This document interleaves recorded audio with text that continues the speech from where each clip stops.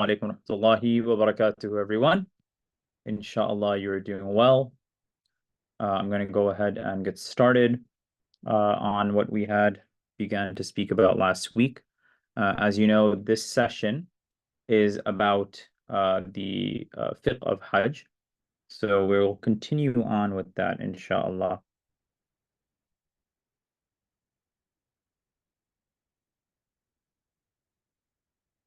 بسم الله الرحمن الرحيم الحمد لله والصلاة والسلام على رسول الله وعلى آله وأصحابه أجمعين اللهم صل على محمد وعلى آل محمد كما صليت على إبراهيم وعلى آل إبراهيم إنك حميد مجيد اللهم بارك على محمد وعلى آل محمد كما باركت على إبراهيم وعلى آل إبراهيم إنك حميد مجيد. So last week we stopped off over here about the bare minimum conditions about who is Hajj fard upon. So we had spoken about that. What today I also wanted to go over were what are the actual fara'id of Hajj? What exactly is it that we're supposed to be doing that will affect the validity of my Hajj? Hence, I wanted to speak about that. So we are talking about the obligations of Hajj. Okay, so the obligations of Hajj, and I'm gonna make this little chart for you all to make your lives a little bit easier, and so we can understand in a much easier manner. So the obligations of Hajj for the Hanafis are broken down into two parts. Okay, the first parts are those things which are fard, and those things which are wajib. What does that mean? What is fard? What is wajib? Something that is fard means that it is a pillar. If left out, the Hajj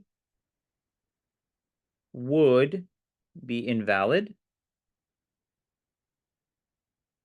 Versus something that is wajib, it's required, but if left out, it can be made up. Okay, so that's the difference between something that is fard and something that is wajib. What are things, firstly, that are fard within Hajj? Let's go ahead and make a small little discussion about that. The first thing that is obligatory in Hajj is Ihram. Okay, Ihram. And what does that specifically mean? That specifically means the intention of being in the state of Ihram, okay? The state of Ihram and intention, those are the key words here. Meaning that Ihram, yes, it is usually referred to when we use the word to talk about the two garments that we will wrap for men above and for and below, and for women whatever clothes they're in. But it's mainly about the intention. Without the intention of Hajj, you can't do Hajj. Without the intention of Ihram, you can't do the other acts of worship. Like if you go to Arafah and you go to Muzdalifah, Jamarat, all the tawafs, and you don't have Ihram, your other things will not count. Hence, Ihram is the most important point. We don't need to spend too much time there. I think most of you have understood what comes with it. But it's the intention. And the second aspect of it, of the Ihram that you want, is the talbiyah. Meaning that when you make that intention, you say labbaik Allahumma labbaik labbaik la sharika laka labbaik. It's part and parcel of when you make ihram, you're supposed to start the talbiyah in that sense. So that's the first point. The second point, which we're going to talk about, is, so that's point one. Number two is standing at Arafah for any time. Okay. And it doesn't have to be standing, it's your presence at Arafah. What does that mean? So keep this in mind, that we will be leaving for Arafah, or basically we need to be at Arafah on the 9th of Dhul Hijjah between Zawal, which is the time, like it's like 10-15 minutes right before Dhuhr, right? From Zawal until before Fajr on the 10th of Dhul Hijjah. Okay. So we're talking about the fard of it. Okay. The fard is that you need to be there for any time period, right? There are going to be people that will be in their tents the entire time at Arafah, though it's not the best thing to do. Is their Hajj invalid? No, they fulfilled the fardiyah of it in that sense. Hence, again, though Arafah is not valid for the one that broke their ihram, right? It's not valid for the one that broke their ihram. So if you did something in which you broke your ihram, then that's a different story. That's important for you to maintain your ihram, obviously, within Hajj. And then the third point, which I'll go over now, is doing most of the tawaf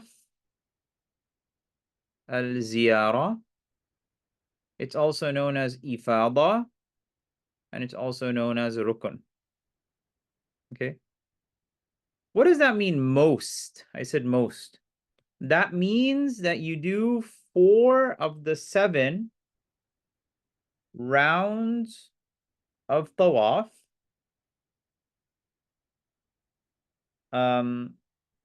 anytime between the end of Arafah and your Hajj days. Now, technically speaking, believe it or not, some of the many of the books mentioned you can do that towards any time of your life, but obviously there's no guarantee that you'll always come back and do it. So hence, anytime, if you do 4 of the 7, you can come back and do the other 3.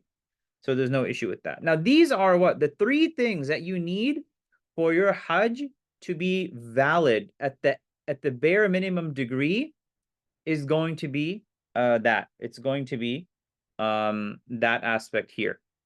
So the question also comes up, what do you do if you're a menstruating woman and you are and you need to make that tawaf? The obligation here for menstruating women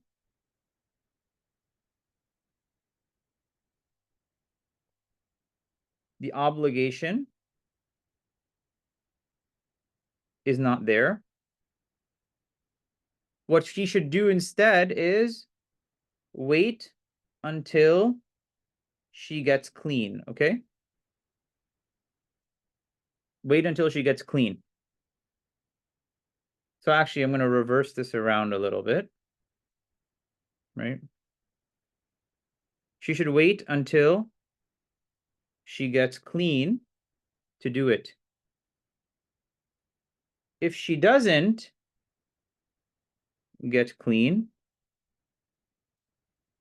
then it's not something that she has to directly do as of this point, because of the fact that that if somebody was not able to because of a situation that is beyond their control, which is say that of hayd, then inshallah, then that becomes not an issue from that point of view. Now we're going to talk about, there's other points of tawaf as well. We'll talk about that in a moment. But in regards to the fara'id, this is how we basically approach it, right? And the idea is what? That the obligatory tawaf of Hajj, which is known as tawaf al-ziyara or tawaf al-rukn, you want to delay it until you get into a state of purity. And if you delay it beyond the dates that it's necessary to perform in, mainly between the 10th and the 12th, according to Ibn Abidin, who was a famous Hanafi scholar, he says there's no expiation due, nor is it considered sinful that you did not do it. Hence, when you're planning for Hajj, you want to make the best arrangements possible to give yourself enough time to make the tawaf. But you want to do your best to basically to get it in at that point. So we're going to talk about that as well. Now the wajib, the wajibat here, we're going to talk about that, right? The wajibat consist of a few things. There's actually many wajibat, but some of them are pretty straightforward where you don't need a direct explanation. So we'll talk about a few of them. So number one, the first wajib that you want to talk about is being present at Muzdalifah. Right, you're gonna be present at Muzdalifah from the start of Fajr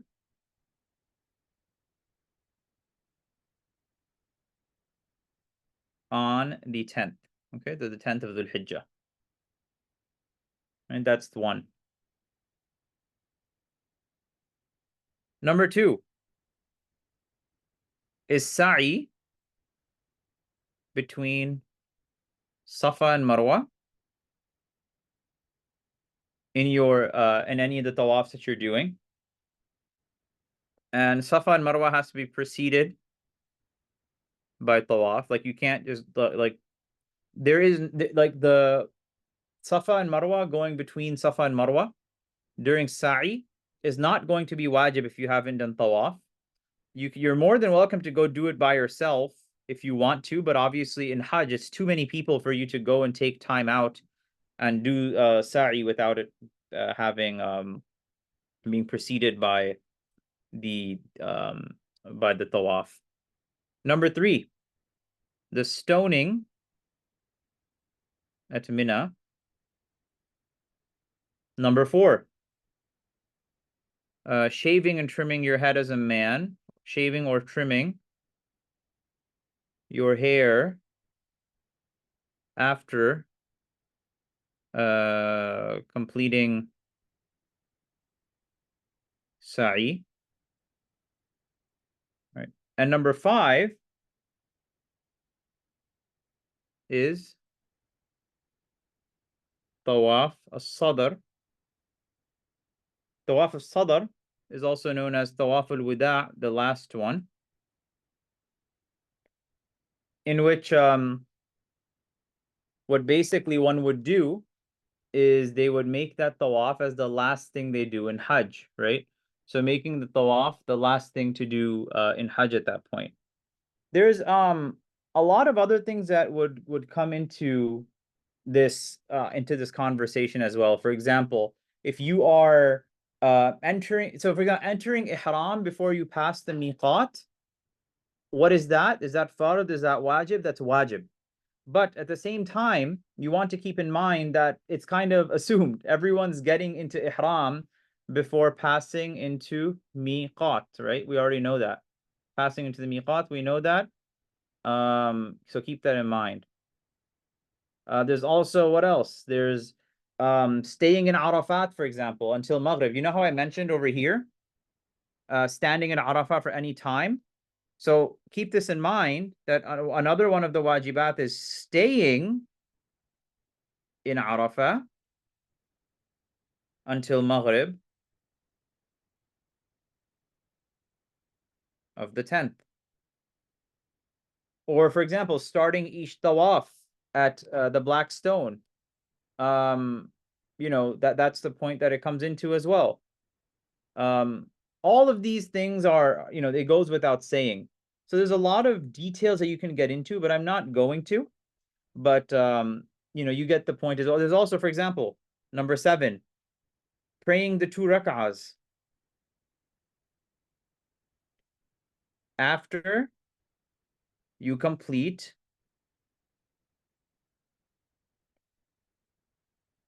seven rounds. There's a lot of it in the book that that we had mentioned to everyone. So it's important for us to keep an idea of these main ideas, or keep track of these. So moving forward, the main thing you want to keep in mind are these 3 things. Number 1 for fard is ihram, standing at Arafah for any time, and most of tawaf al-ziyarah. So keeping that in mind, it's something that we have to understand, inshallah, as we begin to move into this text. So let's go back here and let's read, inshallah. How do you perform the rites of Hajj? When one intends to perform or to enter into the state of Ihram, pilgrim sanctity, at one of the designated boundaries, the miqat, such as, and these are just names of some of them, such as Raghib, he should do the following, right? Should meaning what? There's sunnah, right? There's sunnah. So, regarding this, what do? You perform ghusl or you make wudu, you trim your nails, you shave your armpits and your pubic region, you put on scent and oil, you wear an upper and lower garment, which is the ihram, both new or washed. You know, it's really interesting. People we get asked a lot of questions about this, right? You see how it says put on nice scent and oil. Somebody may ask themselves, wait, I thought I'm not supposed to wear any scent or oil in ihram. Well, it's about before you get into ihram, okay? Before you get into ihram. Right? Before you get into ihram, it's okay to put on scent and oil. And actually, the Messenger sallallahu alaihi wasallam would do that as well. If you want, for example, to apply some scent onto your ihram before you get into ihram, it's not an issue. Now, going from here, the most preferred garments are those that are new and white, right? You don't really see people wearing non-white ihrams. So, you know, it's best to do that. And then you pray 2 rak'ahs, which are sunnah, and you say, oh Allah, I desire to perform Hajj, so make it easy for me. In 578 over here, keeping this in mind, that the 2 rak'ahs that you perform, people tend to think that, oh, I'm getting into ihram. What do I do at this point? Well, look, praying 2 rak'ahs is sunnah. But if you pray the 2 rak'ahs, if you get into the state of ihram without doing the 2 rak'ahs, it's completely okay. It's not really an issue. And you say that, oh Allah, I desire to perform Umrah. Okay? That I would that at that point that she one will make the intention either, and I said Umrah as well because keep this in mind, depending on the type of Hajj that one will do, right? There's 3 types of Hajj. There's one Hajj which we have gone over, which is called Tamattu'. There's another Hajj that we've gone over called Qiran, and there's another one called Ifrad.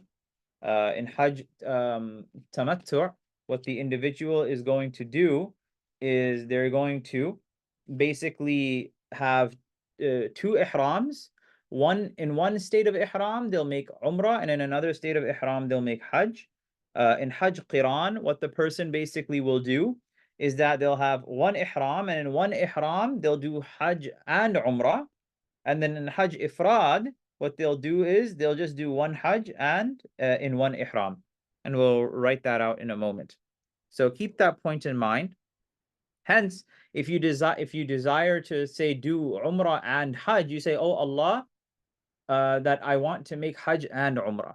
Or if you are basically saying something else because you're doing a different type of Hajj, you would say that, oh Allah, if I'm doing Tamattu', and here, I'll write them out for you all here. The first type of Hajj, right, it's known as Ifrad. The second type of Hajj is known as Qiran. And the third type of Hajj is known as Tamattu'. And this one, each of them, in Ifrad, you have one Ihram. In Qiran, you have one Ihram. And in Tamattu', you have 2 Ihrams. Meaning what? You get into Ihram, you get out of Ihram, and then you get back into Ihram. So, Ifrad, in Ihram, you'll make just Hajj, one Hajj. That's it. In Qiran, you'll make one Umrah and one Hajj. And then you'll have 2 Ihrams, you'll make one Umrah and one Hajj. Why are there 3 different types of Hajj? Because the Messenger ﷺ made these types of Hajj, right? Right. Because of the fact the Messenger ﷺ made these types of Hajj. Okay. All right. So then, when someone is moving along, they will begin to say the talbiyah. You're in the state of ihram, you'll begin to say the talbiyah. labbaik Allahumma labbaik, labbaik la sharika laka labbaik, innal hamda wal ni'mata laka wal mulk la sharika lak. Right? And somebody will say the talbiyah immediately afterwards while making the intention of Hajj alone if performing ifrad. Ifrad literally means fard, it means one. But if you're performing Hajj Qiran and you've intended Hajj and Umrah, one will say that, oh Allah, I desire to perform Hajj and Umrah. So make the two easy for me. And if you're performing Tamattu' and you're going to enter into a state of Ihram and you're going to basically do Umrah alone, right? First, that you say, oh Allah, I desire to perform Umrah, so make it easy for me. Afterwards, he'll do the talbiyah. Again, the state of tamattu' is that there's two different types of Hajj, or rather two different types of Ihram. In the first Ihram, he's doing the Ihram of Umrah. In the second Ihram, he's doing the Ihram of Hajj. So again, that person says, Labbaik Allahumma labbaik, labbaik la sharika laka labbaik. And they continue in the talbiyah. They continue in the talbiyah. Hence, he should not say less than this form of talbiyah. But if one wants to add more, you're recommended. Right? Labbaika wa sa'adayka. Right? Wal khair biyadayka. So all of these are reported from the Messenger sallallahu alaihi wasallam. Hence, once the pilgrim has recited the talbiyah and accompanied it with an intention of either Hajj or Umrah, they have now entered the state of pilgrim sanctity, also known as Ihram. Right? Hence, this is an important point to keep in mind in 582. Just as you cannot begin the Salah without Takbir al-Tahrima, you cannot begin the Hajj without entering into a state of Ihram. Just like that, the Tahrima consists of the intention of Salah in the heart, accompanied by a form of dhikr uttered on the tongue, specifically Allahu Akbar. The Ihram is similar, wherein it consists of the intention of Hajj made in the heart, accompanied by a form of dhikr uttered on the tongue, specifically the talbiyah. Okay, there's a lot that we can read about that, but we'll take a look at this. This state of ihram is a condition for the validity of one's actions on the pilgrimage. Now, when you're in ihram, what can I not do? What can I not do while in ihram? This is an important point to keep in mind because people tend to not understand what they're not supposed to do, okay?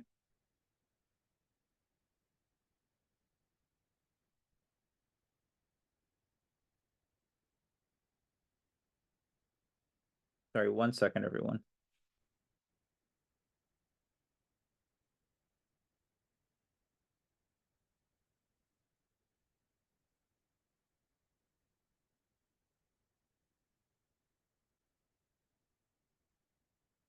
So what do you do? What can you not do? The most important one, everyone is familiar with this. If you are a married couple and you have a spouse, then what do you not do? There are, there's no sexual relations at that point. Not only that, one does not even speak about sexual relations. You abstain from it, right? Vulgar speech, like if you're prone to cursing, you don't curse. Argumentation, jidal. This will be a difficult one, right? Somebody will talk about an important fiqh opinion or something, and they'll say that I prefer X, Y, and Z fiqh opinion, right? X, Y, and Z fiqh opinion. Okay, well, it's not the place for you to discuss it, especially if you're not like a group leader. Just leave it. Just let it be. Acts of disobedience. You want to try your best to not commit acts of disobedience. If you know that you are prone to doing certain things, looking at certain things, listening to certain things, this is the time to not do it. So it's important for us to understand. Okay. Killing land game. This no longer applies anymore. But like hunting, for example, because if you see something to hunt, then should you go ahead and do it basically? Now there's no more hunting anymore because now Makkah is a concrete jungle, but in the state of Ihram, it was not allowed for you to hunt. Wearing stitched garments, pretty straightforward. Covering the head for men or the face for women, right? That's something to keep in mind. What this actually means is that if you are a man and say you want to use an umbrella, that's fine. What you should probably not do is station the like what do you call it? Like a stitched if there's like a stitched band on it and it's stitched onto the umbrella, you should avoid that. Instead, just hold it. Similarly for women, for the face covering, if there's a face covering attached and it's touching your face, you should not do that. Applying any sort of scent to your body or clothes, shaving or plucking your hair. These are the main things. If one does commit any of the above, they may pay the appropriate penalty. We're going to talk about penalties later. This week, we're not going to get to it, inshallah. Next week, I think we will. But one should also, like we'll talk about it, there's certain things that you'll only need to give sadaqah. Other things where it's not just sadaqah, but you'd have to pay a dam, which is a larger penalty. So one should recite talbiyah when you're changing states, especially in the morning hours before Fajr, with a raised voice. What does changing states mean here? In the original Arabic text, the author changes the first person, third person, but this changing states in 587 is that when you are changing the state, that means such as after prayer or when ascending or descending down a slope, basically your body is changing. You should just consistently recite talbiyah. That's the point. And I say this because it sounds very straightforward, but during these days, there's 6 or 7 days of your life that you have saved up for, you have spent a lot of time in doing your utter best to prepare for. You don't want to throw it away by being on your phone, by being on social media, by just being on WhatsApp and following up with what's going on in the world. You don't want to do that. Don't waste the moment. It's not worth it. Upon reaching Mecca, it is recommended for one to perform ghusl and to enter in the daytime from the gate of Ma'la while reciting the talbiyah until he reaches the gate of Salam.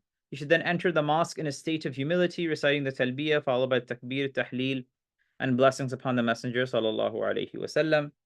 We may or may not follow this direct path, mainly because of the fact that there are going to be millions of people at Hajj. So just keep that in mind.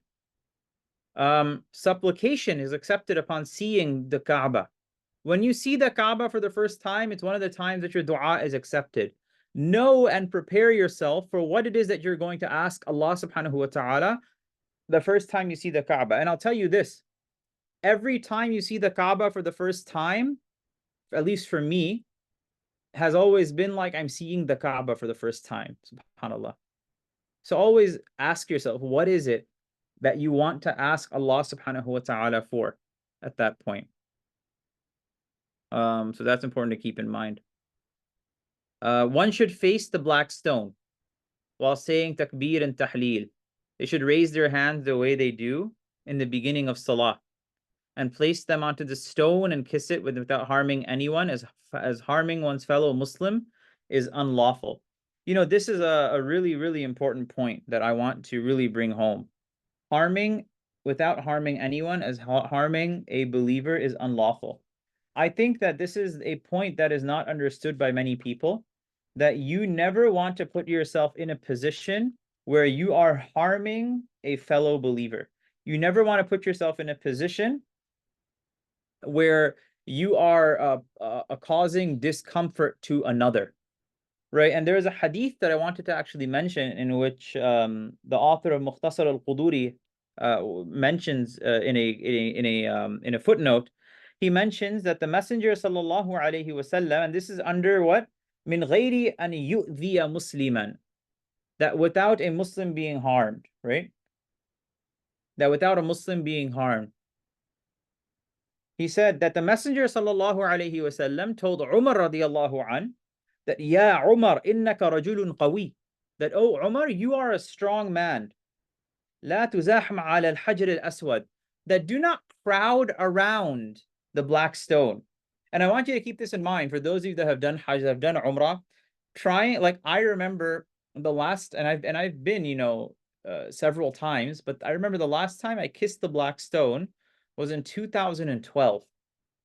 And the circumstances that allowed me to kiss the black stone was that I was with a group in which there were some of the police officers, and they moved people away so that our group could go and kiss the black stone. But since then, every time I've been back, I've never been able to kiss it, to touch it, mainly because the fact that there's so many people there.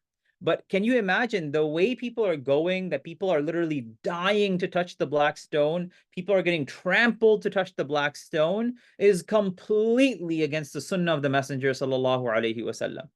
It's completely against the sunnah of the Messenger sallallahu alaihi wasallam. What did the Messenger sallallahu alaihi wasallam say? Right? He said, "La tuzaham ala al-hajr al-aswad fatu'dhi al-da'if."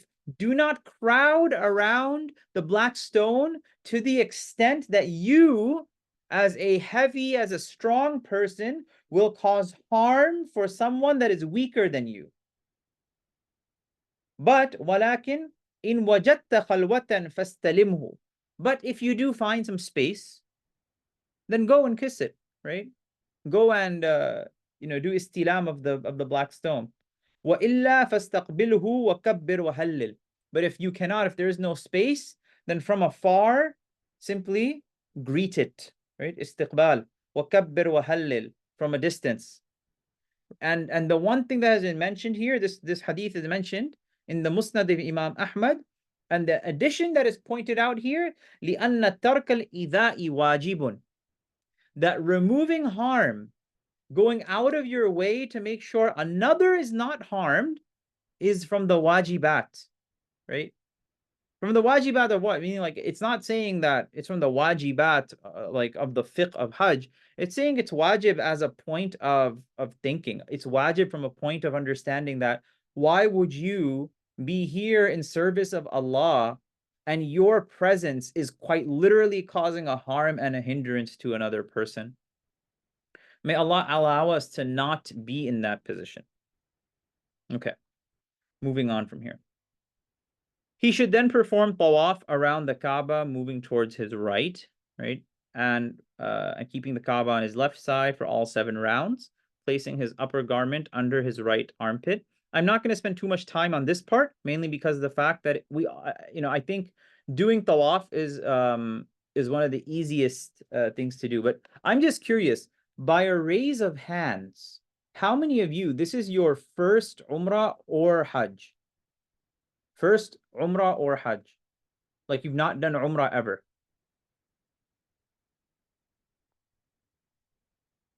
One, two, three, four, five, six, 7, 8, 9. Okay.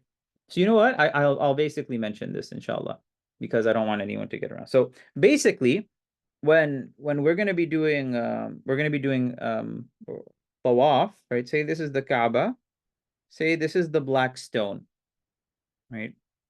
Basically, we're going to start from here, okay? And I'm just making lines, because obviously the farther you get, it's going to be more difficult. But you would start in alignment with the black stone. You would say Bismillah, Allahu Akbar, and from a distance, you would basically greet the black stone. And this would be one tawaf like this, right? This is one circuit, and you're done here. Second circuit, done here.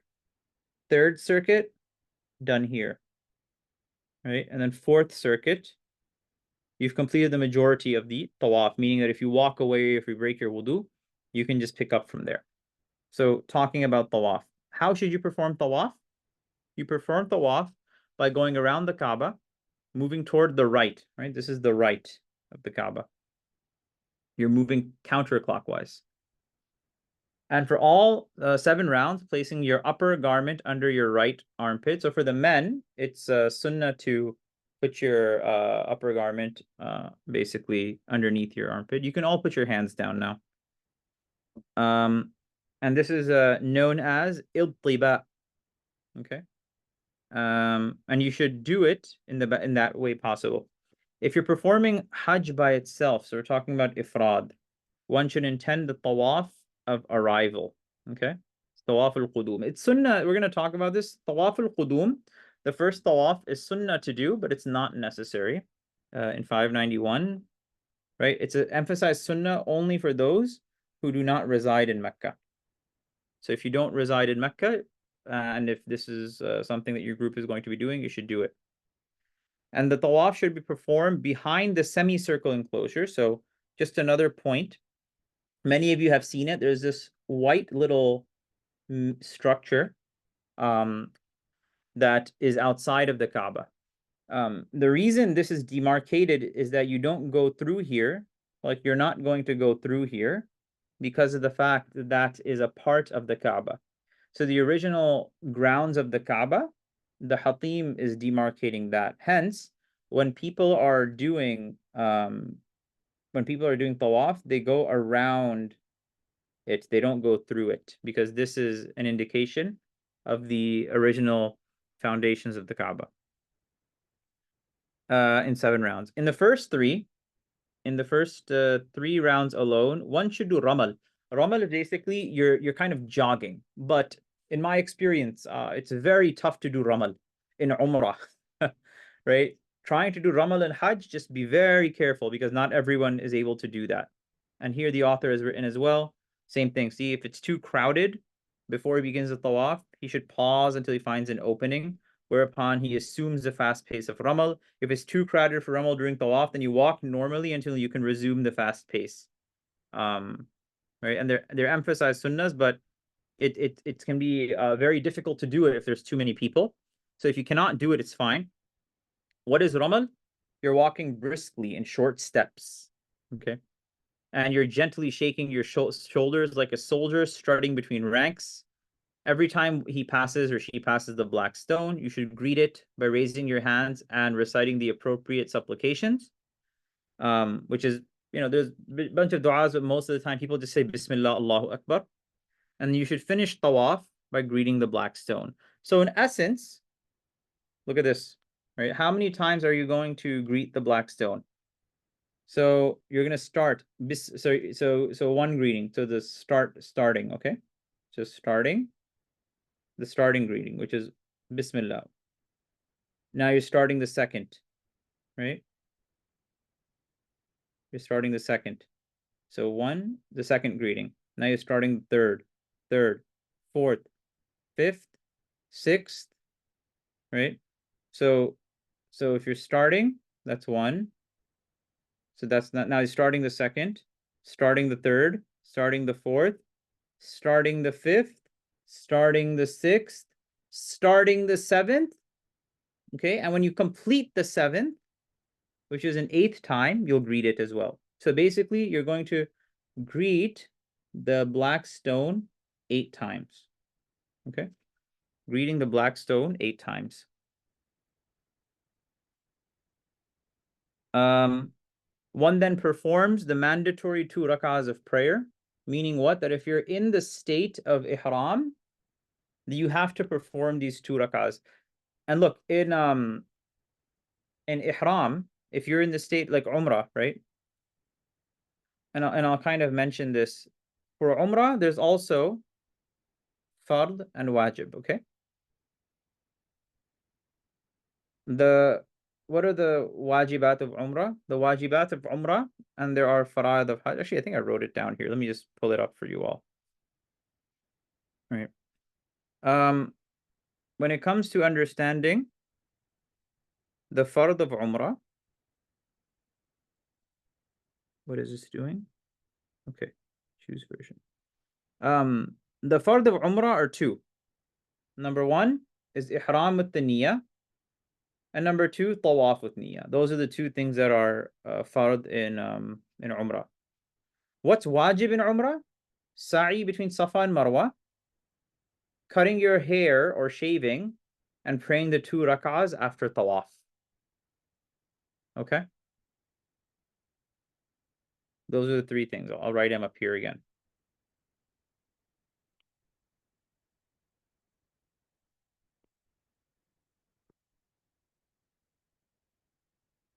Right, we mentioned what?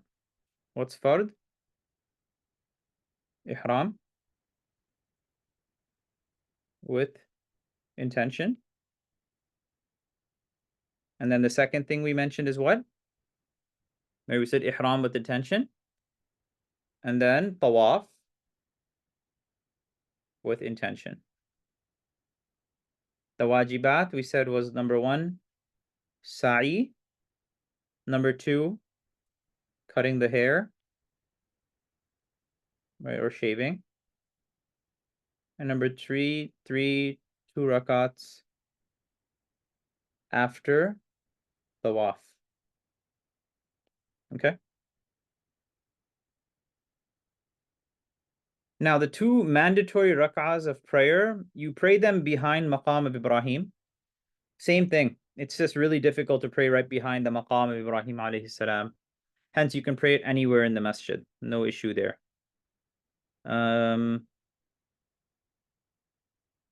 Yeah, so no issue there.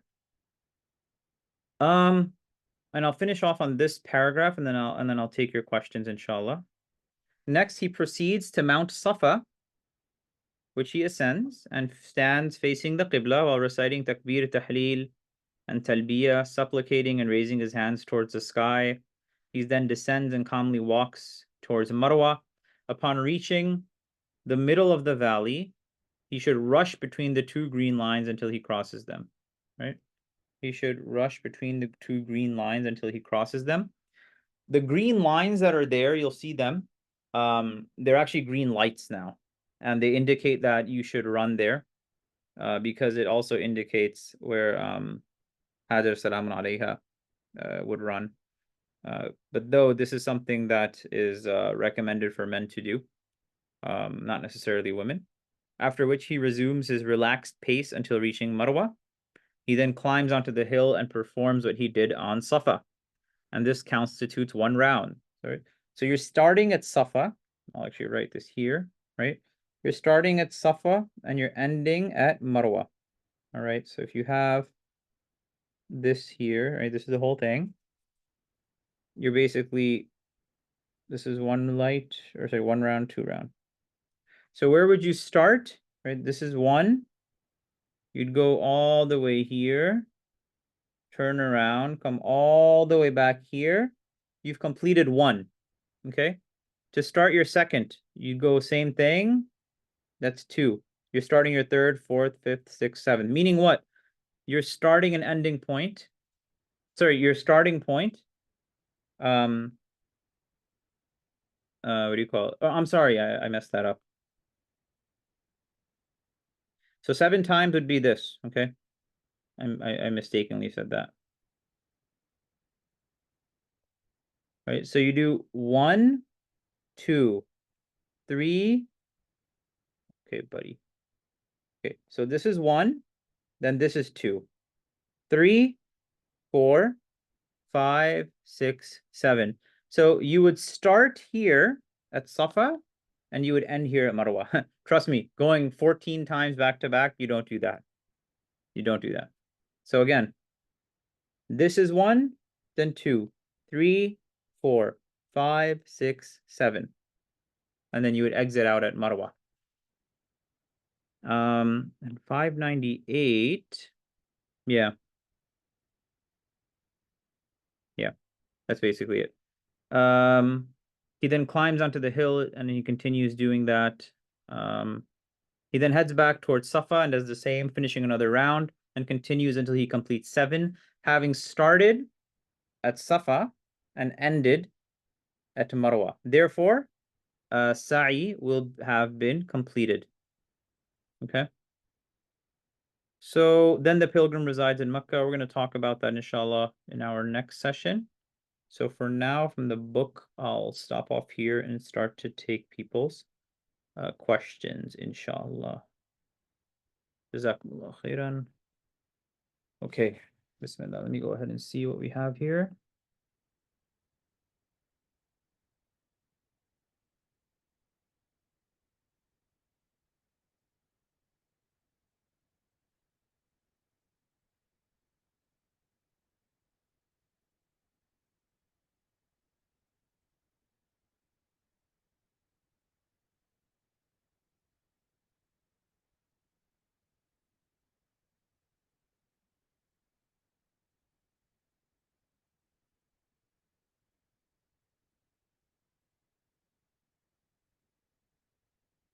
Okay, sorry, there's a bunch of questions going through them.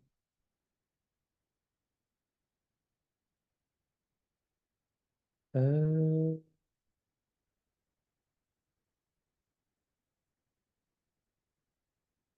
Question before, one another opinion as well as okay, Assalamu alaikum. I asked this question before, but I wanted to get another opinion as well. I was told by one of our imams in my mosque a few years ago that it is permissible to wipe over the hijab for women during wudu. Granted, it was put on after the initial wudu.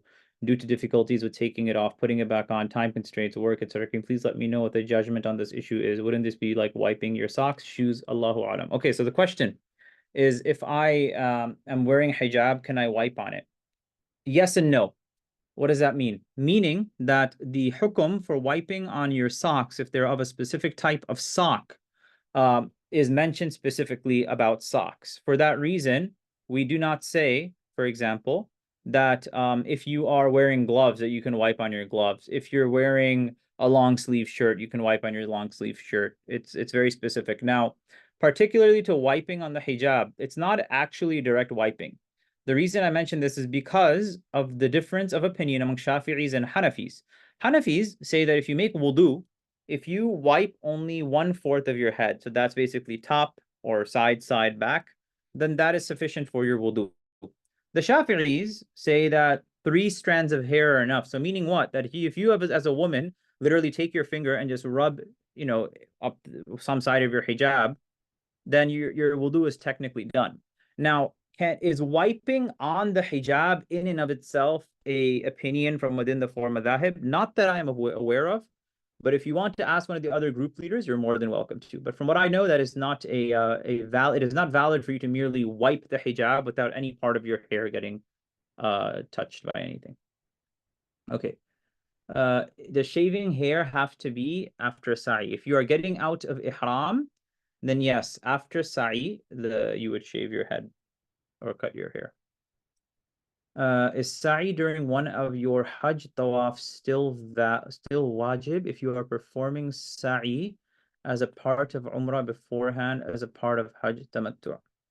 Is sa'i during one of your Hajj tawafs?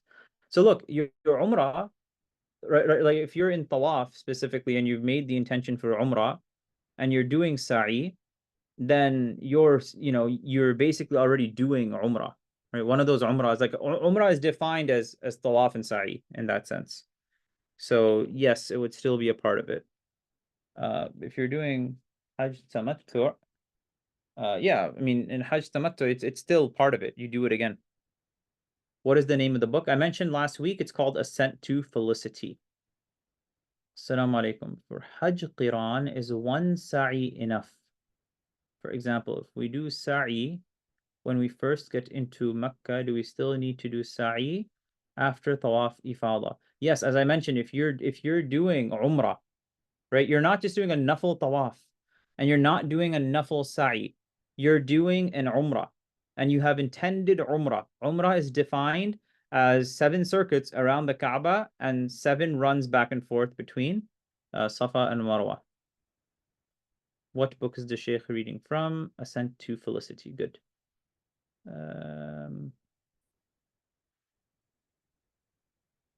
So this question.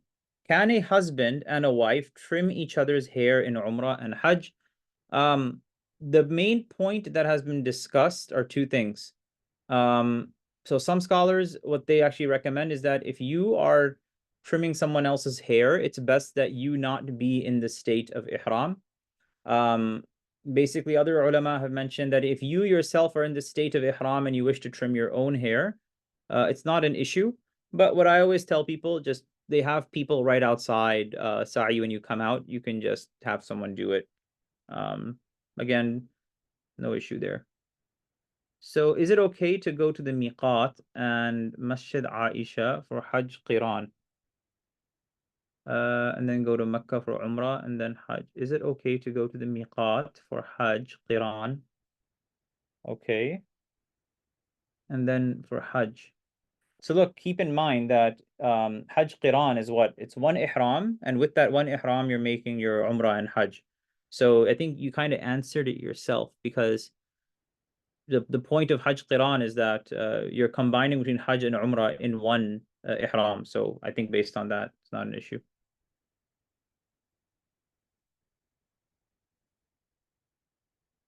What is the ruling for wearing a mask during Hajj and Ihram? Is it a dam or a sadaqah?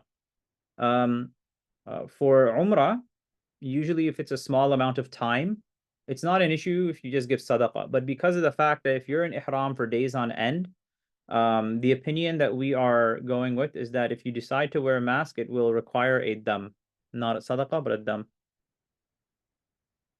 When are you going to tell us what is the preferred dua at each stage of tawaf?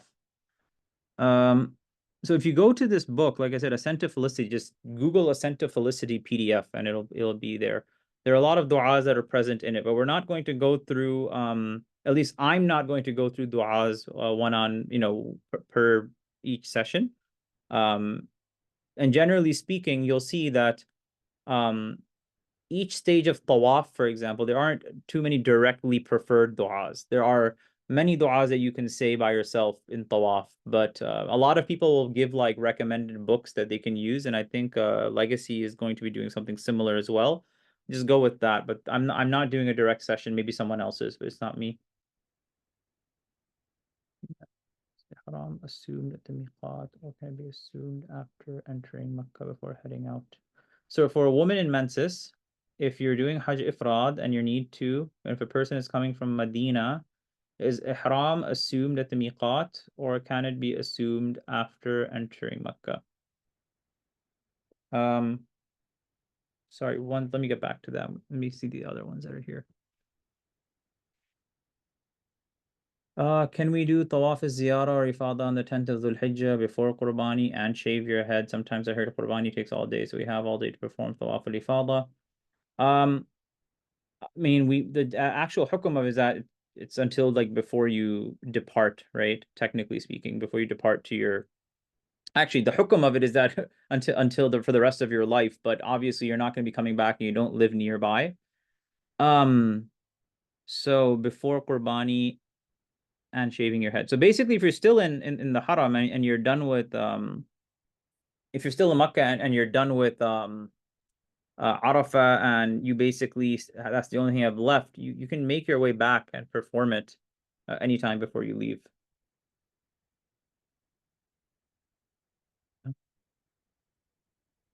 I'm sorry, I was in the middle of a PowerPoint exam. Did I miss my answer? Yes, you missed your answer. Please go back and just listen to the recording about it. In essence, the short answer to that, as I mentioned, there's nothing in the books of fiqh I know about it.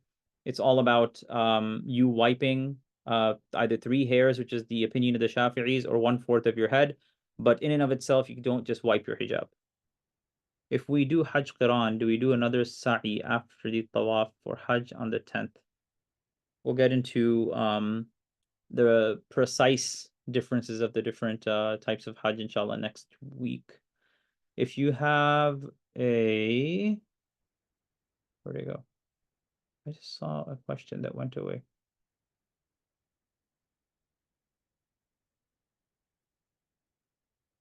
If you have a foot problem and plan to wear special footwear, also planning to pack light, can you wash the footwear that I have been wearing by cleaning? Yeah, I mean, you can please wash your feet, people. You can take a shower, you can do all that stuff in Ihram. Don't get the wrong idea. Ihram is not a 5 or 6 days for you to just smell bad all day. You're going to be in hotels, you're going to have access to showers. Take showers, please. If we're in a Hajj group and you're not showering, I don't know. I don't think I can be your friend. Recommended not in the floor of Hamba. Okay, everyone else, but most people said it's okay to wear anything as long as it's clean. Yeah, like I said, people out of respect won't wear the same like slipper outside versus inside. Um, so what you can do is just bring two pairs. That's also a possibility. It just reminded me I need to get my second pair of slippers. That or you just clean it or walk barefoot inside. I have a collapsed arch, so I tend to wear something on my foot. But anytime I'm in the haram doing tawaf, I actually tend to not wear anything because it's a lot easier than wearing something because there's so many people. People are stepping all over your feet. Sometimes it's easier if you don't wear anything inside. Uh, For Hajj Quran, can a person do Nafil tawafs after his Umrah until the time of Hajj starts? You can do as many Nafil tawafs, whether anytime you want. Yeah. If you're doing Hajj on the behalf of a deceased person, what is the intention? The intention is that you're doing it on behalf of a deceased person. That, oh Allah, I'm doing it on behalf of so and so. Does water resistant sunscreen need to be removed before wudu? If you can tell that whatever you have on your face, this is also not just sunscreen.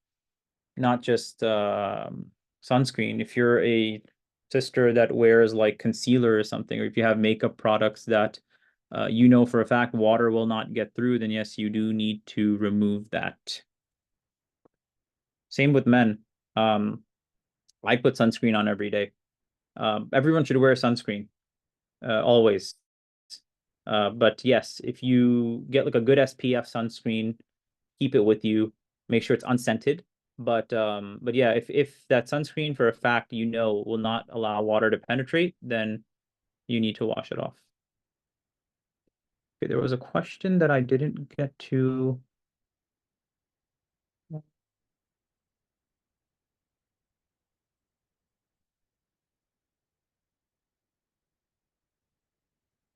Just one question.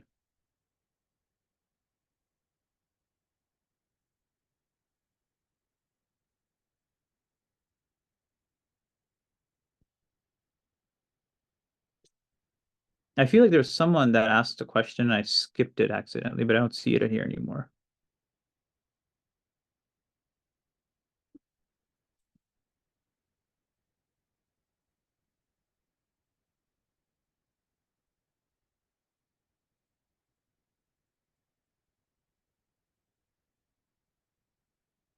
Okay.